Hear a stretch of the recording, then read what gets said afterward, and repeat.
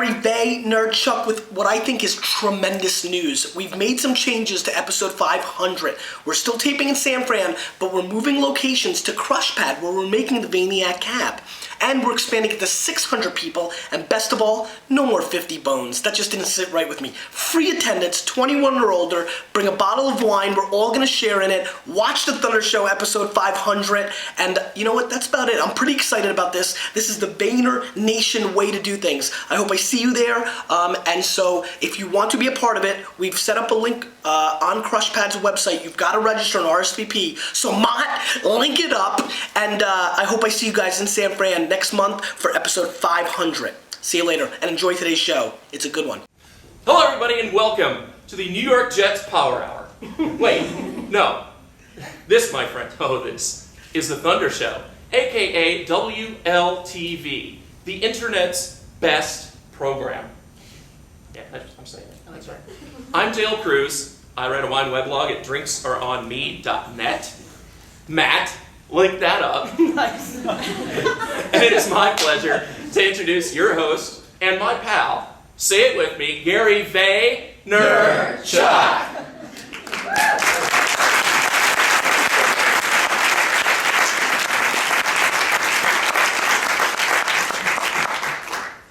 Hello everybody and welcome to Wine Library TV. I am your host, Gary Vaynerchuk, and this is the live Boston show, hence the piece of crap bucket I have up there.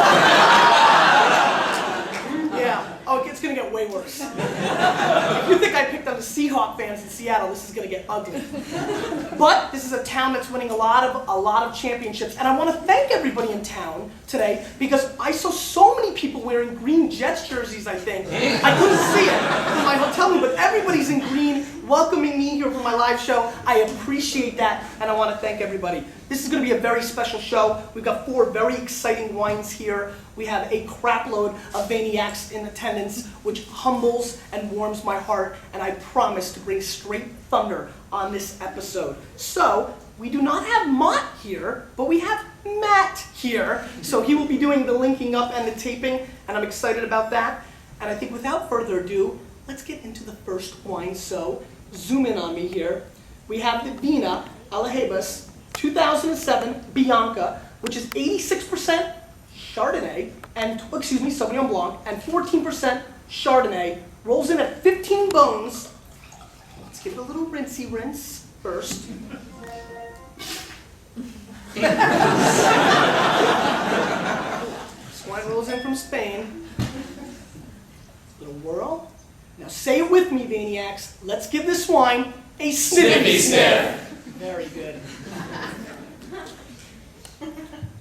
On the aromatics, I'm getting a little lychee fruit, which is really nice, since that's our welcome drink a little bit later, kind of interesting. I get a little banana peel, kind of the inside of a banana, which is really quite intriguing and has my palate excited. There's also a little bit of like gasoline hand, which, you know, we don't know about that in Jersey because it's the one place we're not allowed to pump our gas. But since most of you aren't from the dirty Jersey, you'll know when you get the little gas in your hand and you're driving along, you can smell it. It's kind of like it's over here, and you're like, oh, little gasoline hand. I get a little bit of that in this wine as well. Let's give it a whirl.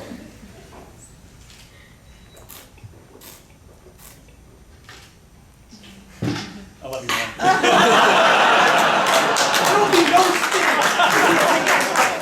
No, I don't drink wine normally on Wine Library TV. Today will be an exception. Let me taste this again because I was all pumped about that move.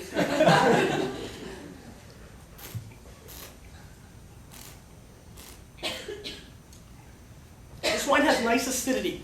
And if you're really a hardcore wine fan, I think the longer you go into the journey, the more acid becomes your friend. Big time. You're looking for the acid. You're looking for that classic term I like to use, which is take a razor blade and cut the middle of your tongue. That's what I'm looking for, and this does come with solid acid.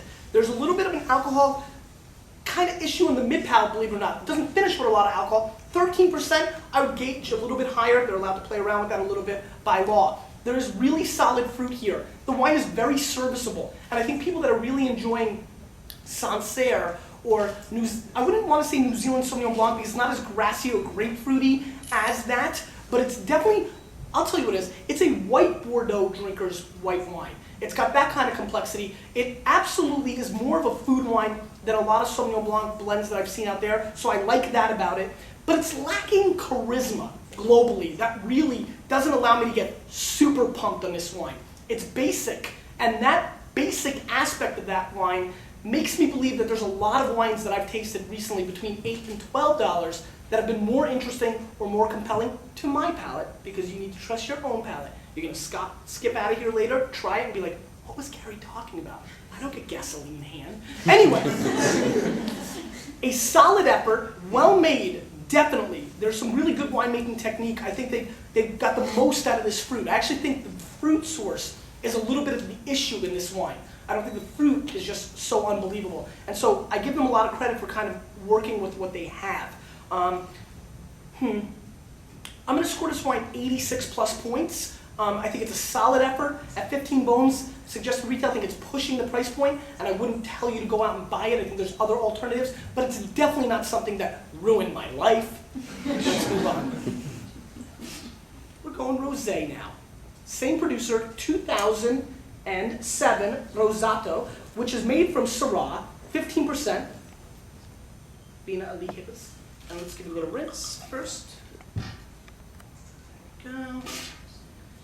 Why don't we, you know what, Matt? Why don't we pour a little bit out for all the maniacs that couldn't be here with us today? All the homies. Let's give this a snippy.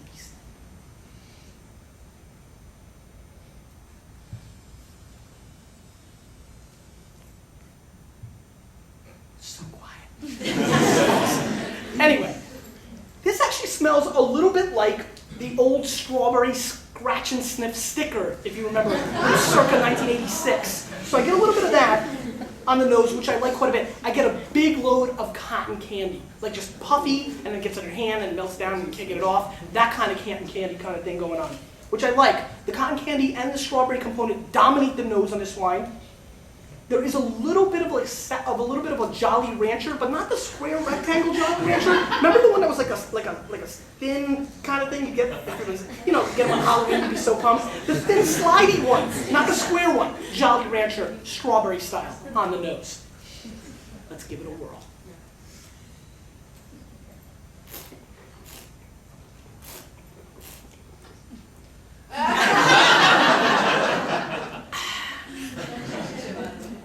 Just too good for your wine. I'm so sad I didn't hear that, because I guarantee I have a witty comeback. Really good acidity. Has a really interesting asparagus top. White asparagus, not green asparagus, on the mid palate, which I really like. You like that asparagus, huh? And it's really darn good. This is a very solid rosé. Now, we have suggested retail of 15, which makes me hope that you probably could find this between 11, 10, 12, 13. That's how kind of it works. If that's the case, this is a very solid effort. One of the better Spanish rosés I've come across, actually. The weight is extremely impressive. Has a much bigger transition from the mid-palate, which, to break it down, when you taste the wine, the initial flavor you get is the beginning, and the finish, everybody understands, it's the last thing in your mouth. But there's a very interesting transition of flavor in the middle. And I'll kind of make sounds to kind of help you.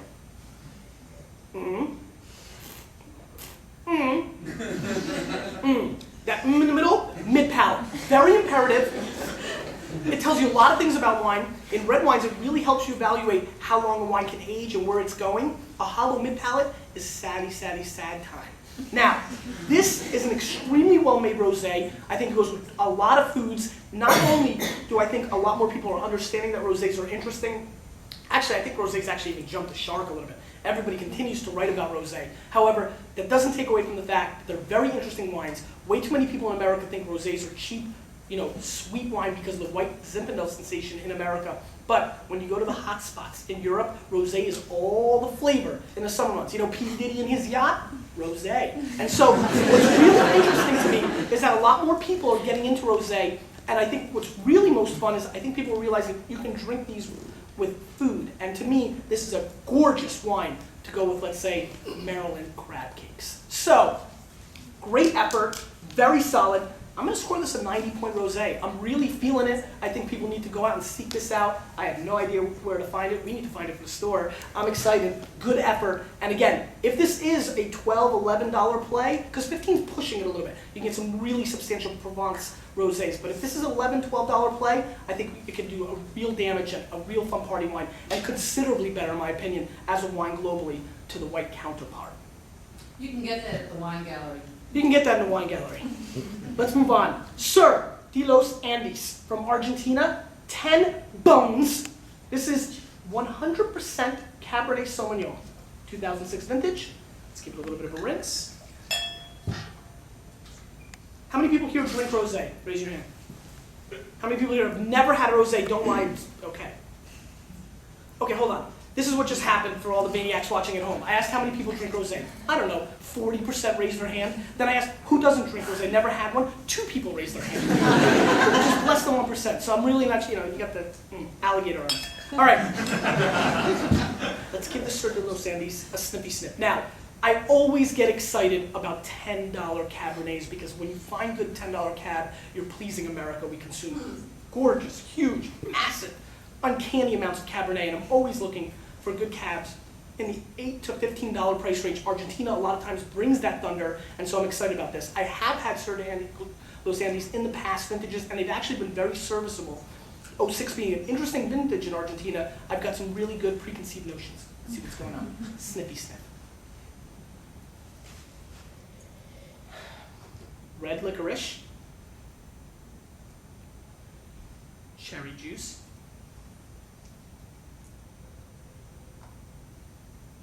Goji berry. How many people here have had goji berry? You like it? Really? And you don't like it either? Does anybody here like goji berry? I just have had it. Me too, huh? Right? Or are you just taping me? In the back. You're just taping me, right? Yes. You're not. I'm all excited. I think I found a friend. Let's give this a whirl.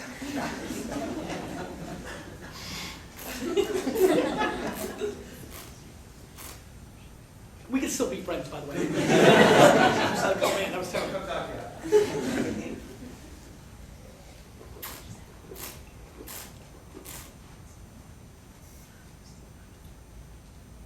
Pretty darn good, actually. Really good tannin structure. Pretty basic Cabernet, but I'll tell you right now, let's get a bunch of brown bags and pick 50 California wines and throw them in there. The ones that you buy, Bogle, Benziger, Kendall Jackson, Clos du Bois, Franciscan, Simi, and this is gonna beat the face off many of them. It has tremendous backbone structure, a very focused pomegranate finish, and we spent $8 for pom juice, so this is $10. I mean, very well made, great structure, and what I love is no oak monster. Always a good thing. Always a good thing when you're drinking Cabernet. That makes me happy. Pretty good black cherry. I mean, just loaded. Black cherry soda fans? Raise your hands. Nice. Wow, that was a lot of black cherry. Black cherry is coming through dramatically in this. What I really like is on the mid palate towards the end, I almost get a little bit of like a bell pepper kind of component, little basil. I feel like we stuffed a turkey during Thanksgiving, pulled that stuff out, tasted that. That's what I get a little bit. On the back end, it gets a little bit Kirsch Royale-ish, which is kind of interesting, but the weight is very significant. Clearly, in a blind tasting, I would think this was a more expensive wine because of its weight. There's not a lot of Cabernets that are able to pull off this kind of weight without faking the funk with the over-oaking.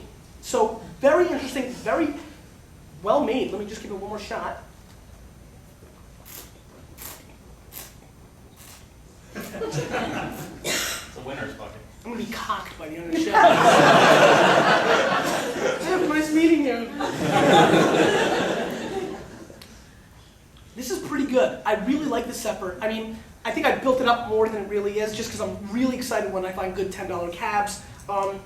This is very good stuff, though. I really, really would recommend a lot of people go and try this wine. I think people are going to like this afterwards. I think this is going to be pretty darn popular when we're done taping and you guys all go out there and start pounding the bottle. I'm going to tell you right now, this is an 89-point wine to me, which is substantial for a $10 wine. If you can find this effort, find it. It's a very, very good wine. Very impressive. In a lot of ways, more impressive than a rosé because there's a lot of great rosés in that price range. Far few in the Cabernet range. All right. Alvear. This is the Ribera. This is 100% Syrah. And this is the Palacio Comado, and this is 20 U.S. bones. Let's give it a little whirl. Now, Syrah is getting very, very popular. A lot of people drinking Syrah, Shiraz, all that jazz. How many people here have had a Syrah or Shiraz? Raise your hand. How many people have not? Tell the truth, it's okay. Thank you for raising your hand, dear. I appreciate it. Thank you. I have, I don't know. Oh, so you're out too? All right. It's clearly become a very popular grape. If we did this exact survey 10 years ago, 90% of the room would have no idea what Syrah was. That's what I keep telling you about expanding your palate, trying different things. We're going to be back here in 10 years. Jets are going to win 7 Super Bowls between them. So I'm going to have the upper hand on all these Patriot fans in here. And we're going to be talking about grape varietals that nobody in here are thinking about or wondering about. We'll be talking about Brazil and how excited we are about wines from Greece. So the thing, it changes. That's what's so amazing about the wine world, and that's what really keeps me excited. Let's give this wine a snippy sniff. Matt. Smells like a Celtics victory.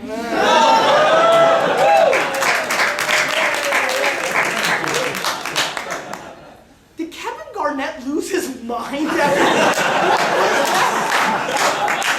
Did Paul Pierce slip him a roofie? What was going on with that man? But he's a pretty good guy. I was pretty happy. This wine smells like a rubber glove. And I'm not kidding. I mean, anybody a doctor here or use rubber gloves often at work? Please go and taste this wine first. You're going to be like, oh crap, he's dead right. I mean, this is loaded with rubber glove. There's also a little bit of smokiness, almost like over-charred hamburger, which, by the way, that's how I like mine, so I like this, but most people don't want a burnt hamburger. Awkward nose, a little pine cone kind of thing going on. The lights are coming on. I don't know what that means. Is my time up? It's like flickering lights. Very interesting nose. Give me one more second as I delve into this.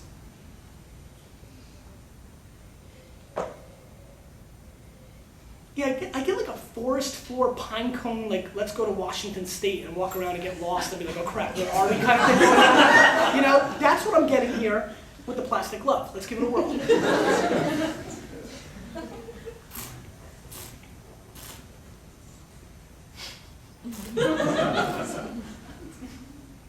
I can't believe by wine 4, I didn't tone down the drink. Yeah, I don't really like this wine. We'll just try one more time.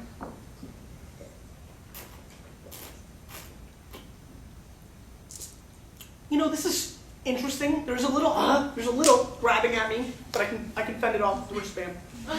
So the oak monster, that's why we have the wristband, to fight off the oak monster. There's a little oak, but that's okay. I mean, you could tell it's French oak. I mean, it's kind of like creamy, you get a little vanilla, malolactic fermentation kind of thing. There's just way too many wines that come across my desk every day, tasting 40 different wines a day, besides what I do on Wine Library TV. I've tasted this wine 1,000 times a day. And you know what? It costs $9. And you know what? It's called Yellowtail Reserve. So, and not that that's a bad thing. By the way, I think we all wish we were Yellowtail from a branding standpoint. Second of all, Yellowtail Reserve is fine, and I have no problem with that. As a matter of fact, let's clear the air right now. I bash Yellowtail quite a bit, as people have seen, only because of the people who drink it every day, not because of the brand. I have no problem with Yellowtail's $6 wine. I actually think it's more than serviceable. What I don't like is when people find a wine they like and they drink it every night like it's the darn cure of life. I mean, drinking it like they're going to suck something out of it, like $1 million. You've got to expand your palate and try different things. That's what the whole journey is. That's what's going to help you know when you taste a wine like this that you say, this is nice. This wine actually doesn't bother me. I'm not hurt. Everybody's fine. The problem is you can go out and buy this wine for $7 to $12 every day of the week. It's bland. It's not showing its terroir, in my opinion. There's nothing discreet or interesting or different about it. It's just textbook Syrah that's over oak that some people blind are going to think is Cabernet. I think it's average. I'm going to go 85 points in this wine and give it a major pass with 4 Zs. 1, 2, 3, 4 Zs. I just can't recommend it. As a matter of fact, it's really no comparison to me to the Sur, and that just shows you what wine's all about. 20 bones, 10 bones, no comparison. I tasted some wine. let's ask, you know what, let's do this. Let's ask a couple of wine questions. Who's got a wine question? Raise your hand. I need you for the show now, so don't leave me hanging. Thank you. If you don't drink that much wine, sometimes the alcohol hits you. It takes you like half a bottle to start really tasting the wine. Mhm. Any kind of tricks or tips to Repeat. kind of like, I'll repeat 'em. by midnight, I'm like, oh, I get it. And I'm kind of like, So you're saying, right, so you're saying, if you don't drink the wine that often and it takes a while for the wine to really grasp you, and like by the time you're 90% done with the wine, you're actually just liking it for the first time. Let me ask you a question. Do you decant every wine you drink? no. That's your No, problem. we're like the Friday night Sure. wine. So here's what you do. Friday morning before you go to work, you open the bottle of wine that you want. And so the question is, why is the wine getting better as I've gone along? Is it because I'm blitzkrieg? No. Yes, but no. The reason is wine needs to air and needs to open up. And oxygen is your friend. It's breaking down the tannins. It's opening up the flavors you're looking for. And usually by the time you get to that portion, it's really opening up. By decanting wine, and way too many people here and across the globe think that decanting wine is strictly for very serious, foofy, top-notch wines. As a matter of fact, decanting wines that are $10 benefit a lot of times much more. Now, we've all been there. A lot of people have listened to me, and then the wine's gone over the hill after a couple hours. I'm like, why'd you make me my decanter? I'm like, I'll send you $10, relax. But the fact of the matter is that opening up the wine is your friend. And if you're doing that, I highly recommend opening every wine you plan on drinking the morning before you drink it. Come home and pop it. By opening it this way, you're not doing a lot. If you decant it, I would say 3-4 hours. But if you're just going to do this little opening, which is quite small, I mean, that's exactly what I do if I'm going to drink something at night. I open it up like after I brush my teeth, while I brush my teeth. It's amazing. Anyway, and I leave it on the counter a whole day, and then when I come home at night, it's a totally different experience. A lot more people need to embrace decanting. Thanks. My pleasure. So many of us have seen you on Conan. You do the funny shtick with the cigar, the cherry, Yes. and all that stuff. How much of that is real? Like, can you really train Yeah. your palate that way, or is that more? So the question is that, I've been on Conan, and I'm amazing on it. Was that what you said? And how much is that shtick real? Is like, can you build your palate by eating cigar and blackberry? To answer your question, I'm not quite sure, right? What I do know is that's what I did. And what I do know is that I felt very confident very early on in my wine drinking career. I mean, I was petrified when I turned 21. I had crazy book knowledge. I was basically already doing the buying for Shoppers Discount Liquors, which basically then turned into Wine Library. And I didn't know if I was going to like wine, and I wasn't betting on it because I had no interest in alcohol. I didn't drink beer or liquor or anything. I just wasn't into it. Coke with lemon and lime very much made me a very happy boy. And the first year, I struggled. I really didn't like wine at all. And it was really brutal that first year. And then, I willed my way to victory. But, the fact of the matter is that you start picking up on flavors. But I know, like, here's my real question, right? How do you know what mulberry is going to taste like if you've never had one, right? I mean, how do you know what a tomato tastes like if you've never had one? You don't. And so I definitely think, I ate a crap load of grass. Right? I would just eat it all day. When I was little, I did it because I was Popeye the Sailor Man, which is a great time to apologize. Have you seen this controversy? This is a great time to address. The other day, I called Popeye a jerk-off. I apologize to Popeye and all the Popeye fans, which there are about 100 of you who have been emailing me consistently over the last 48 hours. I'm sorry. I love Popeye. I learned how to speak English on Popeye. I'm sorry. Anyway, so I do believe, you've got to rewind. You know what? Matt, really, because you'll have to do it. Show the clip right now of when I call Popeye a jerk-off. I did. I called him a jerk-off. Anyway, and so I think that tasting different flavors is going to help you. I really do. I mean, if you don't know what blackberries taste like, you're not going to know. If you've never had cassis, and I really think the jams are the way to go. Those really like pure jams, the ones that Whole Foods and Wegmans rip us off for like $19 because they got a huge package and it's healthy. Those are the products that really I think help your flavors because the flavors are really pure. So I do believe in it. I do. I can't say it guarantees to make you a great wine drinker, but I think it does help you pick up on flavors that you wouldn't have not known otherwise. Wow, awesome. All right, let's go in the back because she was the quickest. Good work, by the way. Texas recently is another wine area that's kind of up and coming, but what other areas in the U.S. do you think are up and coming for wine growing producers? So the question was, I mentioned Texas as an up-and-coming growing area. What other states in the country that aren't known, like California, Washington, Oregon, New York a little bit, even Michigan a little bit, are coming up? Ironic, you asked that. Tomorrow airs a show of Oklahoma wine. All right, so at this point, when this airs, you've already seen it, maniacs, so hey. But 3 of the wines were atrocious. Like, honestly, like my eyes started twitching. I thought, like, I was very scared. Don't laugh, I was scared. No. So, but one wine blew my mind, and now I'm gonna blow your mind. You ready for this? It was a Cabernet Merlot Bordeaux type Meritage blend. It was $15 Oklahoma wine, which is already like amazing. I mean, this is a wine I scored over 90 points for me, my palate. Here's where it gets really rad. I know you already know at home, but sorry. The wine was made by a community college senior class. If you want to talk about changing the wine world, I scored a community college wine from Oklahoma over 90 points. So, what do I think? I think if you look at the history before Prohibition, Iowa was unbelievable. I mean, there's a lot of places. Every country, every state has its own terroir, and there is a grape that will do well. The problem is everybody thinks they need to grow the stuff that sells. So in New Jersey, for example, a lot of people grew Chardonnay.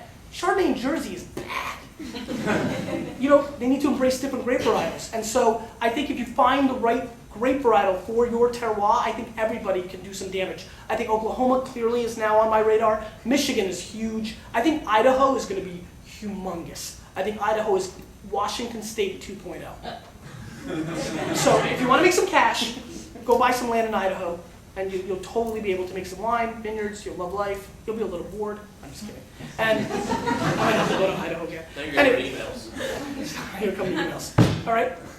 What do you think the next biggest grape coming out of Europe is going to be? What is the next biggest grape coming from Europe going to be? I'd like to think it's going to be Zweigelt, which is an Austrian red wine. I just did a show on it the other day. I think it's really good. It's like a little bit heavier than Beaujolais, and I'm really looking for people to understand they can drink red wine with fish. And, you know, I really like to get people to think that, and that's the grape I think can do it. The problem is, I'm probably wrong because the name's confusing, and people are like, I don't know, what is that crap, you know? I mean, that's a big problem for German and Austrian and Greek wines in America. They've got to, like, come up with gimmicky names like Cute Feather, Riesling, you know? I mean, to really hit the market, but I think Zweigelt is the one that I'd like to see because I think it does so much with food pairings, and it can be drank by itself. Let's do one more, and I'm going to wrap up the show. My parents had this problem where all they do is drink cooked sparkling wine. And Sorry. I'm trying to get them off the path to try different things. What are some tips that you could give us that help that problem? Sure, so the gentleman has a problem. Correct. His parents, who you love very much, Yes, that's true. his parents, who he loves very much, continuously drink cooked champagne. $3.99, great price. I respect that. Everybody knows I'm a huge sparkling wine fan. And so he's trying to figure out how we can get them off of it. There's only one real solution. What we're going to do is I'm going to come to your parents' house. It's the only one. I'm the only one that has that kind of energy. Honestly, the fact of the matter is, I think the trick is Cava. I think Cava is the great sparkling place in the world right now for value. If you love sparkling wine, Cava, $8 to $12, straight thunder. There's one producer called 1 + 1 = 3. I like them. I mean, there's a lot of producers of Cava. I think what you do is you buy a couple Cavas at $8 to $10. You slip them into your parents' rotation, you know, after they have the first bottle. Yeah, Mom, here you go. Cooks more cooks. So this cooks is better. And so, you know, a little trickery and a little bit of Cava, and I think you'll be good. All right. Question of the day. What's your favorite thing about Boston? I like the people, but not the sports teams. Because you, with a little bit of me, we're changing the wine world, whether they like it or not. Hey!